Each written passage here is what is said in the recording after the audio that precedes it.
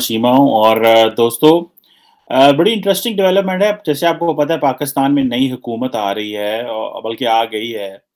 तो इसके साथ-साथ एक और बात भी चल रही है कि पाकिस्तान में जो डायनास्टिक पॉलिटिक्स है, जो जो फैमिलीज़ हैं उसके ऊपर बात करते हैं आज कि इंडिया में क्यों डायनास्टिक पॉलिटिक्स खत्म हो रही है या वो कल्ट खत्म हो रहे हैं एज़ कम्पेयर टू इन पाकिस्तान जबकि ये चीज़ें जो हैं वो राइज हैं। जैसे इंडिया में आप देखें बीजेपी जो है उसके अंदर एक इंट्रा पार्टी डेमोक्रेसी है। आम आदमी पार्टी ने पंजाब में हुकूमत बना ली, दिल्ली में पहले उन्होंने हुकूमत बनाई। तो ये किस तरह तब्दीली आ रही है और पाकिस्तान में ये तब्दीली क्यों नहीं आ रही? बहुत सारे लोगों को नहीं पता लेकिन डायनास्टिक जो पॉलिटिशियंस होते हैं वो वही होते हैं बेसिकली जो फैमिली मेंबर्स होते हैं, उनके पेरेंट्स फिर आगे होते हैं, फिर ग्रैंड पेरेंट्स होते हैं, उनके कज़न्स होते हैं, फिर उनके बच्चे होते हैं और ये बेसिकली ये वो पाकिस्तान में डायनास्टिक पॉलिटिक्स हम उसको कहते हैं जो वो जमातें जो एटलीस्ट 1970 से 1970 से इलेक्शन जो है वो लड़ रहे हैं। और मज़े की बात है कि पाकिस्तान के अंदर जो डायनास्टिक पॉलिटिशियंस हैं वो आपको तमाम सियासी जमातों में नज़र आएँगे। जो इलेक्टेबल्स भी हैं और इनको जो सियासी जमातें वो टिकट देना पसंद करती हैं बिकॉज़ उनको पता है अगर हमने इनको टिकट्स ना दी तो हम इलेक्शन हार जाएँगे। इमरान खान 2018 का जो इलेक्शन जीते ही इस वजह थे क्योंकि उन्होंने इलेक्टेबल्स को टिकट दी।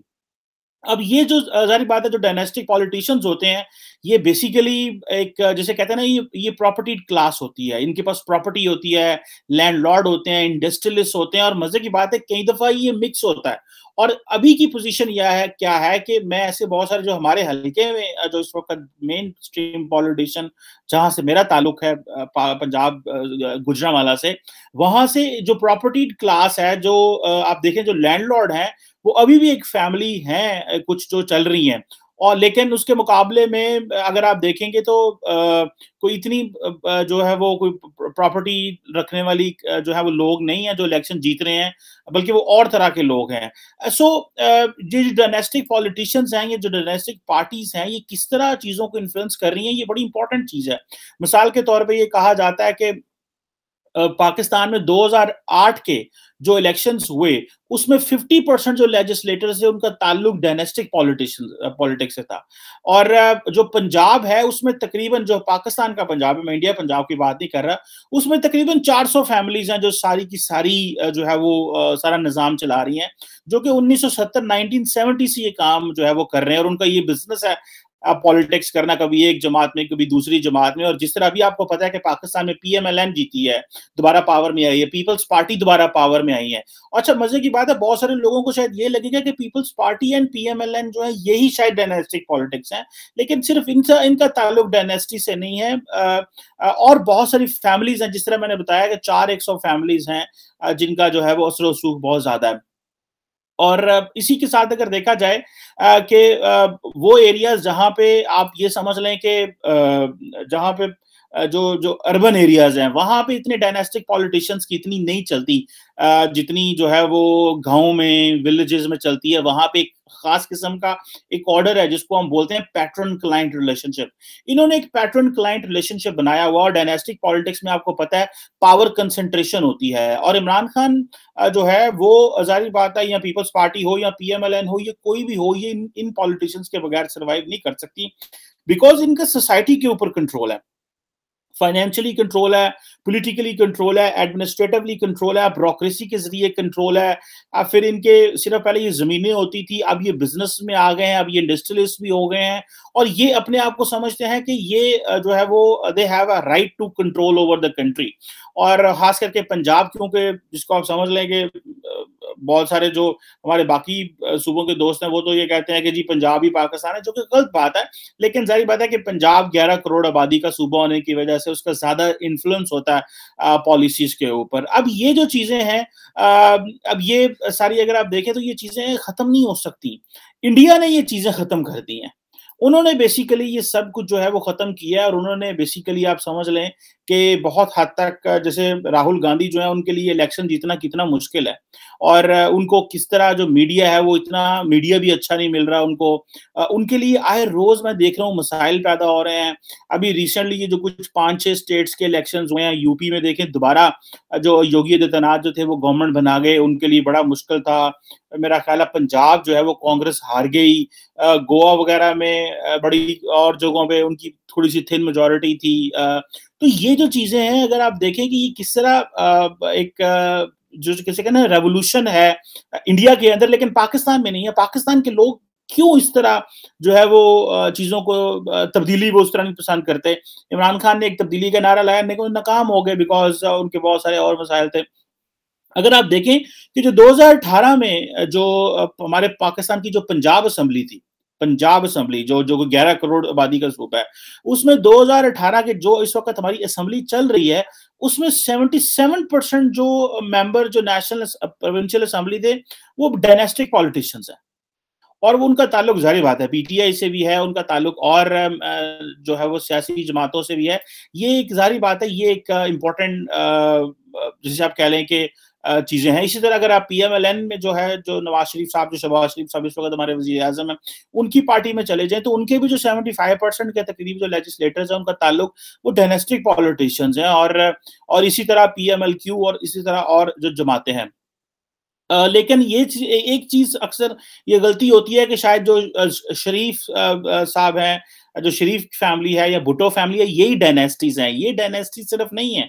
डायनेस्टी से मुराद ये है, ज़ाहिर बात है कि वो और ऐसे सियासतदान हैं जो मुख्तलिफ हलकों में हैं, जो जिनका जैसे आप कह लें ना कि ज़्यादा असर-ओ-रसूख है, और वो लोकल लेवल पे ऑपरेट करते हैं, डिस्ट्रिक्ट लेवल पे, तहसील लेवल पे।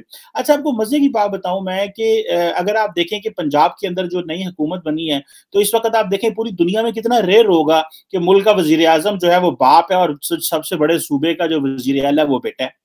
अब ये पाकिस्तान में है ये। अच्छा, लोग इसको पसंद करते हैं। अच्छा, मेरी एक इसमें नाक़िस सी राय है, मेरा एक as a student of politics मैं समझना चाहता हूँ और मैंने इसके ऊपर इंक्लूड भी किया हुआ है। देखिए, इसका वो हमारे लोग अक्सर एक बात करते हैं कि जी जिस तरह की अवाम उस तरह के हुक्मरान।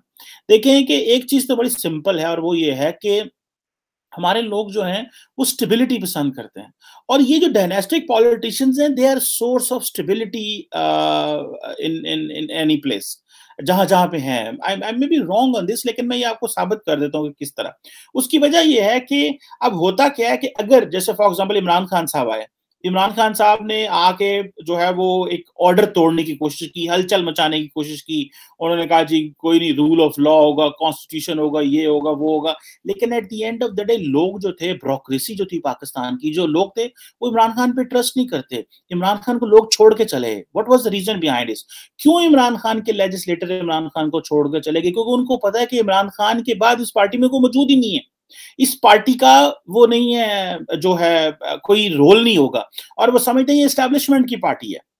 अब ये जो चीज़ है, ये एक बड़ी ज़ाहिर बात है, ये लोगों को कन्विंस करती है कि इमरान खान की पार्टी को छोड़ो, इमरान खान से एस्टैब्लिशमेंट पीछे हट गई है, इमरान खान का कौन-सा बेटा और बेटी है जो सियासत में है। जबकि और आप सूबों, ज़िलों में चले जाएँगे तो वहाँ पे देखेंगे आप कि आपको पता चलेगा कि जो पीपल्स पार्टी है उसमें आप देखें कि आपको पता है बिलाल जरदारी है, उससे पहले उनकी जो वाइफ थी मोहतरमा बेनज़ीर भुट्टो जो थी वो थी।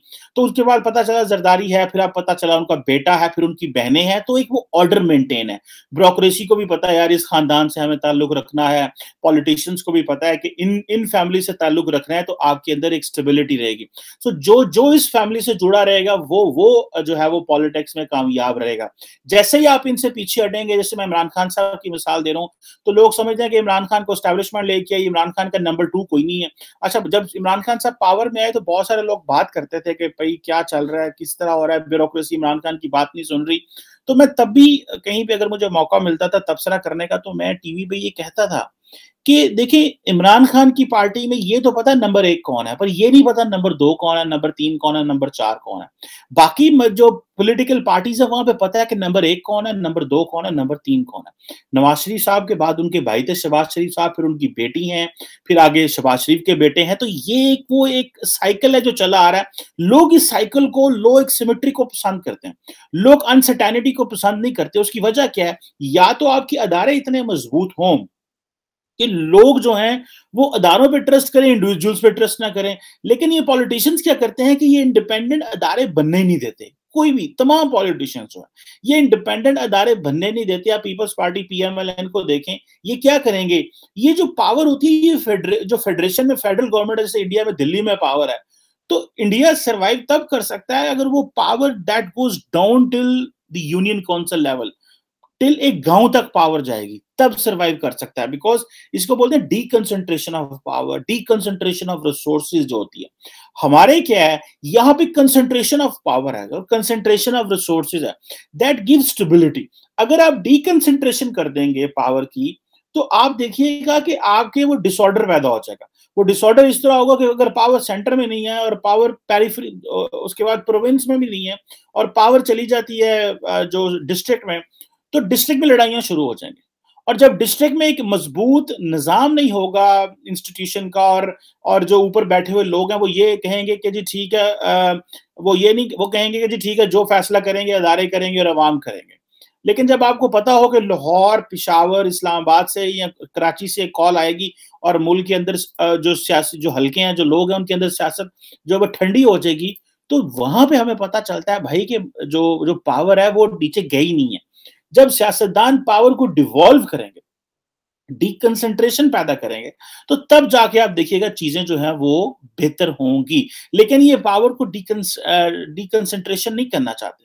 उनको पता है अगर हमने ये डीकंसंट्रेशन शुरू कर दी तो वो उनके लिए प्रॉब्लम हो जाएंगे। पहले क्या होता था, क्योंकि वो और मजे की बात ये है कि मैं अगर आपको समझा सकूं इस तरह कि अगर पावर इस्लामाबाद में है तो वो पंजाब में जाती है, तो इसी तरह सिंध में, बलूचिस्तान में, पेशावर में, केपी में जाती है। लेकिन अगर पावर पेशावर, क्वेटा, कराची और लाहौर से नीचे चली जाएगी, तो वहां पे आपके जब अदारे मजबूत होंगे तो तब आप समझेंगे कि भाई आपकी जो पावर वहां, एक्चुअल पावर वहां पे गई है। लेकिन अगर वहां पे पावर चली गई तो अनार्की हो जाएगी, क्योंकि फिर नंबर 2 पे एक लीडरशिप होती है, एक नंबर 1 पे मरकज लेवल पे, फेडरल लेवल पे लीडरशिप है, फिर प्रोविंस लेवल पे लीडरशिप है। तो अगर आप पावर नीचे भेज देंगे तो आपस में जो सारी लीडरशिप है उसके दरमियान मामलात खराब हो जाएंगे। अभी तो पता है मरकज में पावर है और उसने सारा चीजों को कंट्रोल करके रखा हुआ है। तो जैसे ही आप लीडरशिप को नीचे फ्री हैंड देंगे, अदारे मजबूत करेंगे, फ्रीडम देंगे, तो उतनी ज्यादा मामलात खराब होंगे। और इसकी मैं एक मिसाल दे दूं कि इमरान खान हमेशा कहते थे जी कि मैं तो अपनी पार्टी के अंदर इलेक्शन लेके आऊंगा, करवाऊंगा, लेकिन जब उन्होंने इलेक्शन करवाए तो पता चला ये इसमें तो लड़ाइयां हो जाती हैं, ये तो मैं तो अदारा बना ही नहीं सकता इसको। सो इमरान खान की पार्टी क्या है कि सारा कुछ जो है इमरान खान ही वन मैन है। और जब इमरान खान को अल्लाह ताला उनको सेहत तंदुरुस्ती जिंदगी दे, हमारा उनसे पॉलिसी लेवल पे इख्तलाफ है, बाकी पर्सनल लाइफ में वो जो मर्जी करें, वो जिस तरह भी हैं, हमें उनसे कोई गर्ज नहीं होना चाहिए। और हमें कहते हैं कि इतराज करते हुए, क्रिटिसिज्म करते हुए डिसेंसी को नहीं छोड़ना चाहिए। मैं ये समझता हूँ कि इमरान खान के बाद पीटीआई उनकी जमात में क्या है, कुछ भी नहीं। ये वो प्रॉब्लम है जिसकी वजह से लोग इमरान खान को भी छोड़ गए। इंडिया के अंदर आप देखें कि लोग इस चीज पे नहीं चाह रहे कि राहुल गांधी, सोनिया गांधी, उससे पहले और गांधी, वो इधर नहीं जा रहे। वो किधर जा रहे हैं, वो कह रहे हैं कि हमें डिलीवरी चाहिए, क्योंकि इंडिया इज टू बिग। ठीक है जी, वहां पे अगर आपने डीकंसंट्रेशन ऑफ पावर ना की, डीकंसंट्रेशन ऑफ रिसोर्सेज ना की, तो चीजें कोलैप्स कर जाएंगी। वो इतना बड़ा है, इसीलिए वहां पे हम बात करते हैं ना जी कि सेकुलर डेमोक्रेसी होनी चाहिए, या वहां पे डेमोक्रेसी है। और अगर इंडिया अफोर्ड नहीं कर सकता डिक्टेटरशिप, इंडिया अफोर्ड नहीं कर सकता जो है वो किसी किस्म की जो आपकी होती है कंसंट्रेशन ऑफ रिसोर्सेज, वो बिल्कुल अफोर्ड नहीं कर सकता। उनको पावर को नीचे देना ही पड़ेगा। इसीलिए बीजेपी आती है तो वो कहते हैं देखो जी उनका तो कोई भी नहीं है, वो जो कमाता है वो तो उनकी तो कहीं उसने लगाना ही नहीं है, उसकी औलाद नहीं है, वो हमारे ऊपर नए जो है वो नहीं कर सकता। वो जो एंटी इंपीरियल एक वो जो नैरेटिव है उसको बड़ा प्रमोट कर रहे हैं। देखो जी मोदी साहब जो है वो तो क्या नाम है उनका, चैलेंज कर रहे हैं, इंटरनेशनल लीडरशिप को चैलेंज कर रहे हैं। लेकिन ये जो गांधीज हैं ये नहीं कर सकते बिकॉज इनके पुराने ताल्लुकात हैं, and so on and so fourth. ये चीजें मैं समझता हूँ कि ये हैं जो कि सारी बात है दोनों मुल्कों के लिए जो है वो मुश्किलें पैदा कर रही हैं। सॉरी, पाकिस्तान के लिए मुश्किलें पैदा कर रही हैं। इंडिया तो देखिए डायनेस्टिक पॉलिटिक्स से भाग रहा है। लोग जो हैं वो नई लीडरशिप अडॉप्ट करना चाह रहे हैं, क्योंकि इंडिया में डेमोक्रेसी रही, इंडिया में इंस्टीट्यूशंस रहे, इंडिया में इलेक्शंस रहे। हमारे मुल्क में जहां पे इलेक्शंस 1970 में पहले हों, हमारे यहाँ क्या चलना था, फिर पॉलिटिकल पार्टीज की कोई तंजीम साजी नहीं हुई। हमारी जिस जमात ने हमें बनाया पाकिस्तान ने, वो जमात टूट गई। उसकी कोई फाउंडेशन ना रही, वो जमात मजबूत ना रही। तो ये चीज़ें मेरा ख़्याल है, और हम अक्सर इसका जो एक आर्गुमेंट है वो इसमें देते हैं जी कि हमारी एक टॉप लीडरशिप जब पाकिस्तान बना था, वो कुछ उस वक़्त ज़िंदा रह जाती शायद तो चीज़ें बेहतर रह जाती। लेकिन ख़ैर ये मैं इन चीज़ों को इतना मुनासिब सवाल का जवाब नहीं समझता। लेकिन ये चीज़ें समझने वाली हैं, और मैं आपको बताता चलूँ कि जिस तरह बिलावल भुट्टो ज़रदारी फॉरेन मिनिस्टर बनने वाले हैं, और मैं I am personally very happy कि he is a young, he is a Oxford graduate, ही उनका एक ही डाउन साइड है कि वो डायनेस्टिक पॉलिटिक्स से आते हैं। लेकिन मैंने आपको बताया कि पाकिस्तान में डायनेस्टिक पॉलिटिक्स इज़ स्टेबिलिटी। यहाँ पे अगर डायनेस्टी नहीं होगी तो डिसऑर्डर पैदा हो जाएगा, क्योंकि यहाँ पे डेमोक्रेसी नहीं रही, पॉलिटिकल पार्टीज की फॉर्मेशन अच्छे से नहीं हो सकी, पावर नीचे नहीं गई, फाइनेंशियल रिसोर्सेज नीचे नहीं गए। तो ये चीज़ें हैं, क्योंकि जब हमारे मुल्क में डिक्टेटर आते थे तो वो कंसंट्रेशन ऑफ पावर कर लेते थे, ताकि वो इस्लामाबाद से बैठ के हर मुल्क को डील कर सकें। तो अभी ये बड़ी इंटरेस्टिंग सिचुएशन है कि इंडिया में देखें किस तरह डायनेस्टिक पॉलिटिक्स को उन्होंने उछाड़-पछाड़ कर दिया। हम डायनेस्टिक पॉलिटिक्स को गले से लगा रहे हैं। उसकी ज़ाहिर बात है, सेंट्रल वजह ये है कि इलेक्शंस ना होना, डेमोक्रेसी ना होना, पॉलिटिकल पार्टीज़ का वजूद में ना आना, और जो पॉलिटिकल पार्टीज़ रही हैं उनका डिलीवर वो कर ही नहीं पाई। जैसे पीपल्स पार्टी है, उन्होंने एक दफ़ा ज़िंदगी में 5 साल पूरे किए हैं। पीएमएलए ने एक दफ़ा 5 साल पूरे किए हैं। बाकी पहले जब ये पावर में आते रहे, डेढ़-डेढ़, 2-2, 3-3 साल इनकी छुट्टी हो जाती रही। इनकी छुट्टी करवा दी जाती थी। और जिसे हमारे पंजाब में कहते हैं चुरलू फिर जांदा सी। उनको फारग कर दिया जाता था। तो ये चीज़ें थी। Let's see what happens here in Pakistan. क्या कभी यहाँ पे डायनास्टिक पॉलिटिक्स खत्म होगी कि नहीं होगी? मेरे ज़हन में एक अच्छा एनालिसिस आया, मैंने सोचा मैं आप लोगों से शेयर करूँ, आप लोगों को बताऊँ। ऑब्वियसली जो है वो ये एक इंटरेस्टिंग चीज़ है कि किस तरह इंडिया जो है वो डायनास्टिक पॉलिटिक्स को खत्म कर रहा है, और हम जो है उसको वेलकम कर रहे हैं और उसी में ज़िंदा रहना चाहते हैं। Thank you very much.